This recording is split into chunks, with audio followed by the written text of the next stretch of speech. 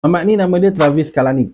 Korang tahu tak Uber? Dia apps macam Grab tu, dulu ada kat Malaysia, lepas tu dah tak ada dah. Travis ni lah CEO dan co-founder dia. Sebelum buat Uber, dia ni dah ada pengalaman lah buat business tech. Ada yang berjaya, ada yang tak berapa.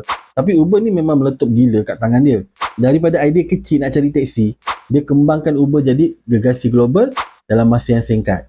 Tapi bila dah berjaya, dia punya style dan culture dalam Uber jadi kontroversi. Banyak isu timbul pasal budaya kerja teruk, skandal sana, skandal sini, cara dia deal dengan driver, dengan pihak berkuasa pun macam agresif sangat. Mungkin sebab dengan kejayaan tu, dia rasa macam dia tak boleh kalah.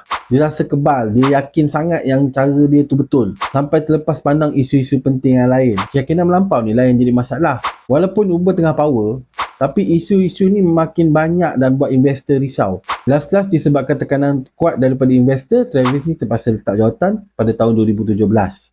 Jadi, kisah Travis Kalanick ni memang tunjuk apa jadi bila kejayaan buat kita rasa kebal. Walaupun bijak dan dah capai ke puncak, kalau kita ada rasa tak boleh kalah, risiko untuk jatuh tu besar. Kejayaan perlukan kerendahan hati dan masih kena sentiasa belajar.